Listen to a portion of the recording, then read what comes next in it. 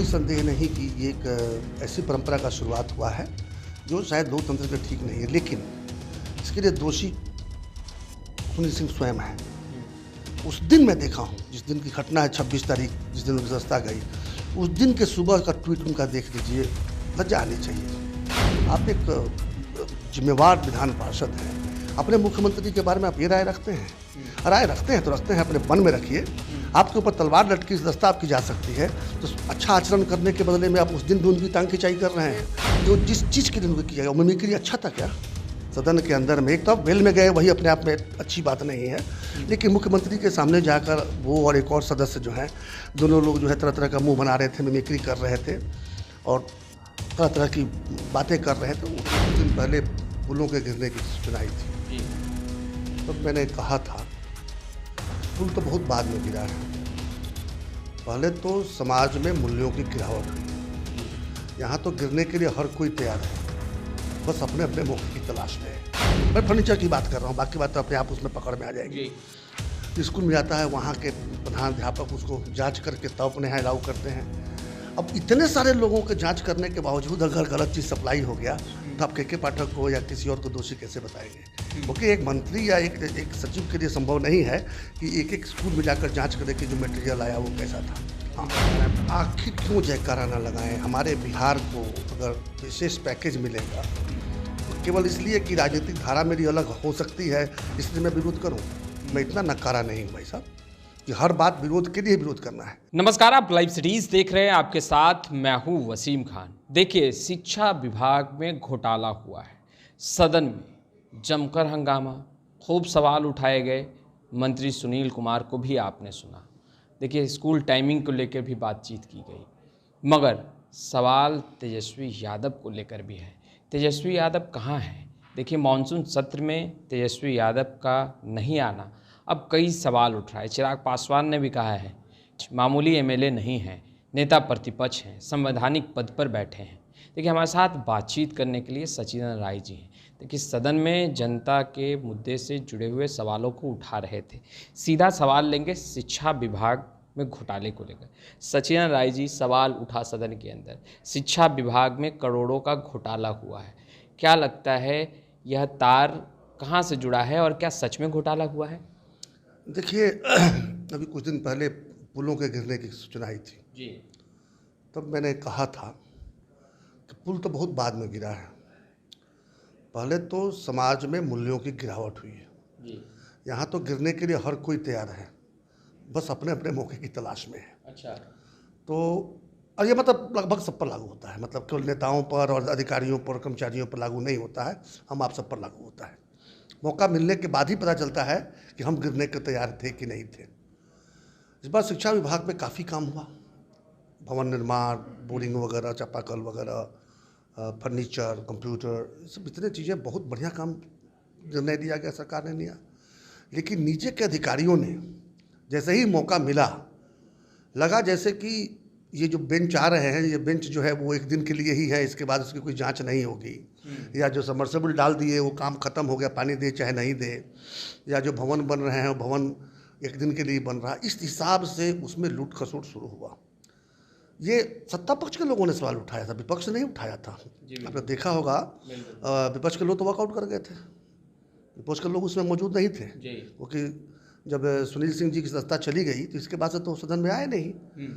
और जब उठाया भी गया, उसमें शुरू में वो लोग ज़्यादा चिंता इस बात की थी कि सुनील सिंह की संस्था रहेगी कि जाएगी। डिबेट में बहुत पार्टिसिपेट नहीं किए, थोड़ा बहुत छीटाकसी, हाँ सुशासन है, ये है वो है, राजनीति करने की कोशिश जरूर हुई थी, कोई इसको लेकर संवेदनशील या गंभीर नहीं था।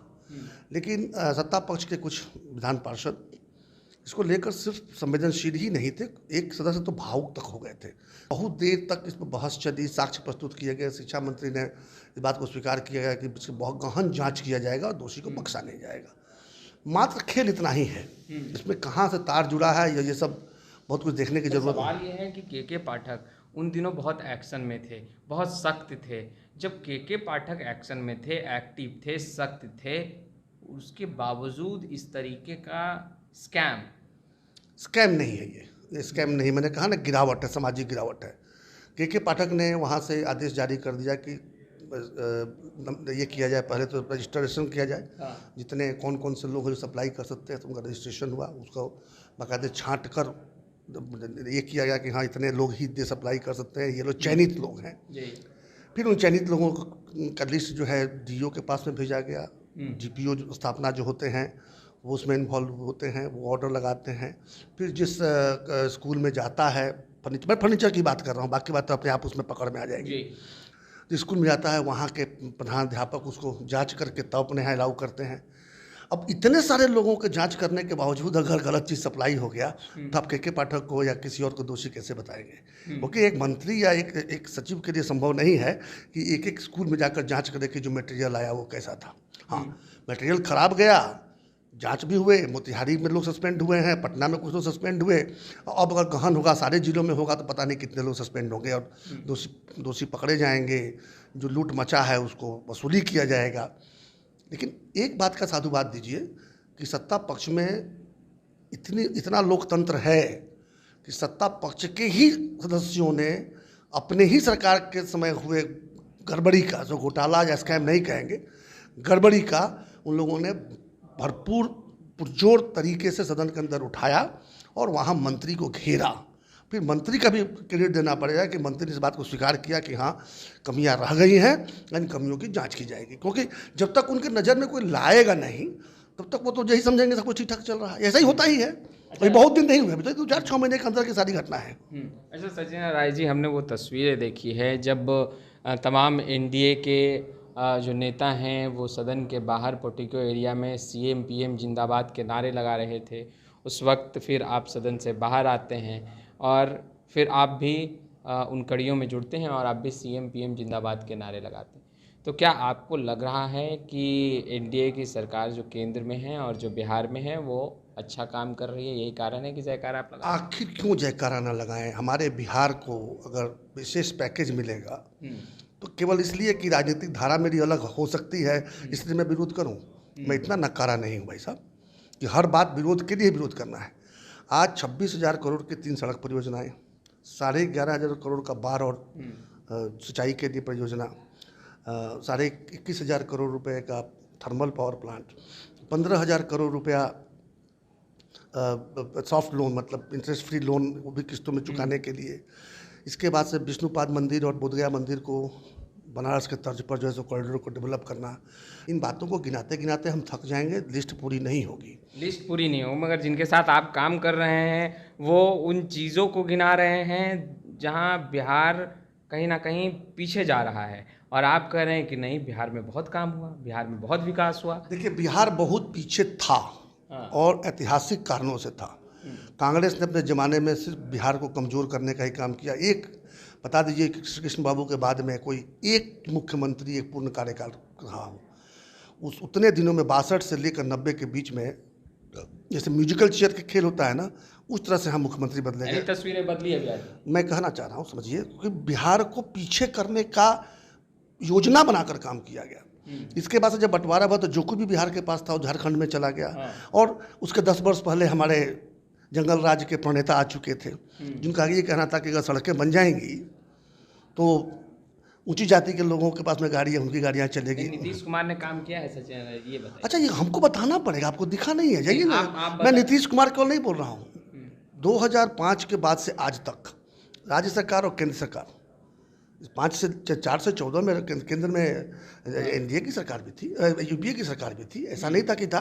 लेकिन इन दिनों में जो हमारे अटल बिहारी वाजपेयी जी ने जो प्रधानमंत्री ग्रामीण सड़क योजना की शुरुआत की थी वो आबाद गति से चलता रहा।